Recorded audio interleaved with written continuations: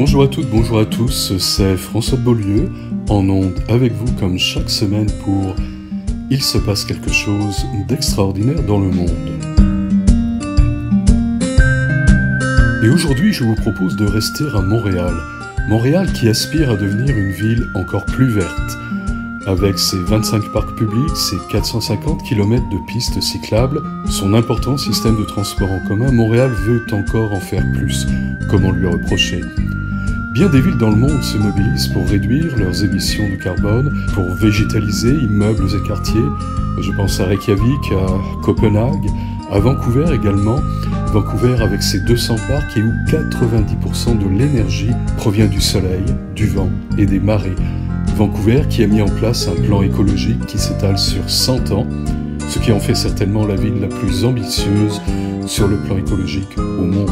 Mais revenons à Montréal. La ville s'est elle aussi dotée d'un plan plus modeste, un plan de 4 ans qui s'intitule Montréal durable 2016-2020. Alors de quoi s'agit-il ? Eh bien, avec 1,5 million d'habitants, Montréal est parmi les 10 villes les plus peuplées d'Amérique du Nord.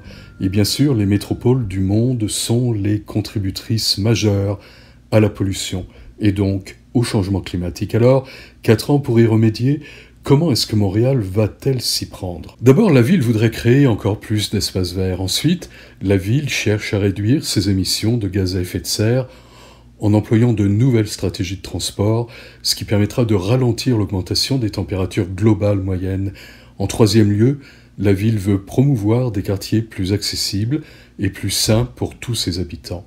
Et son dernier objectif consiste à transformer la ville par rapport à l'environnement et donc de passer à un modèle d'économie verte, circulaire et responsable. Alors, pour réaliser ces grands objectifs, il faut non seulement un plan structuré par l'administration de la ville, mais aussi des habitants qui seront prêts à y participer. Bien qu'elle ait déjà donc de nombreux espaces verts, Montréal pense aux stratégies qui vont lui permettre d'en créer d'autres. Par exemple, les grands projets de végétalisation à Paris qui apportent des espaces verts sur les murs des habitants, en construisant donc des murs verticaux saturés de plantes, de légumes, de fleurs aussi, ce qui aide à améliorer la qualité de l'air en ville. Pour réduire les émissions de carbone, l'administration municipale investira dans les transports en augmentant par exemple le nombre des autobus à moteur hybride qui sont de l'ordre de 4 aujourd'hui, et bien de les faire passer à 525 en 2020. D'ici 2020, l'administration planifie également de construire 250 km de plus de pistes cyclables pour les vélos. Alors l'un des grands objectifs du projet Montréal durable est de créer une économie verte, circulaire et responsable, et c'est aussi un projet qui implique des quartiers plus sains, plus accessibles et plus durables partout. Pour ce faire, il faut aussi que les habitants investissent, qu'ils investissent dans le changement, non seulement en ce qui concerne leurs habitudes d'achat, leur manière de vivre, mais aussi dans le temps qu'ils investissent dans leur quartier.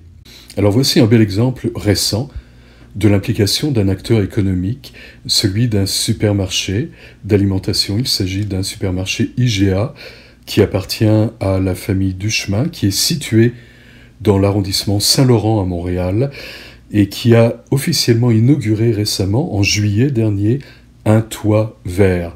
Alors la particularité de ce supermarché fait non seulement de lui qu'il est le tout premier marchand d'alimentation canadien vendant des légumes biologiques qui poussent sur son toit, mais aussi celui qui possède donc le plus grand potager biologique sur son toit au pays, avec 25 000 pieds carrés ou 2300 mètres carrés. C'est ainsi que des légumes biologiques certifiés Écocert Canada sont donc cultivés sur place maintenant et en même temps disponibles donc dans les rayons du magasin. Et cela jusqu'en automne.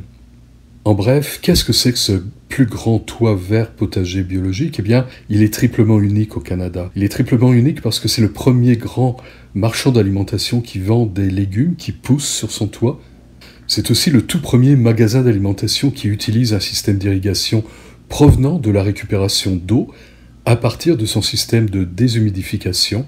Et finalement, avec ses 25 000 pieds carrés, c'est le plus grand potager biologique sur un toit de supermarché au Canada. Il y poussera plus d'une trentaine de variétés différentes de fruits, de légumes, tous certifiés biologiques par Ecocer Canada, avec des salades, des piments, des poivrons, des fines herbes, des tomates et bien plus. Le maintien de la fertilité dans la petite quantité de terreau disponible sur le toit est un gros défi technique, et cela a nécessité donc la création d'un plan de fertilisation adapté par un agronome. En plus du potager, la présence de 8 ruches d'abeilles gérées par une entreprise locale permettront de produire près de 600 pots de miel. Quant au toit, il aura aussi permis de créer 2 emplois à temps plein. Alors que nous dit l'homme derrière le projet, Richard Duchemin, qui est donc l'un des propriétaires du magasin d'alimentation IGA concerné? Il nous dit ceci.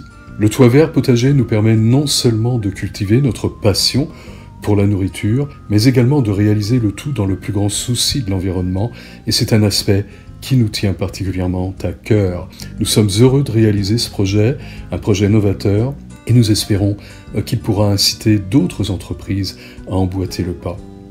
Alors, je vous rassure tout de suite, cette chronique n'est pas commanditée par le groupe IGA, mais je voulais donner un coup de projecteur à une belle initiative, une belle réalisation qui va dans le sens d'une alimentation de qualité, abordable, avec un circuit court.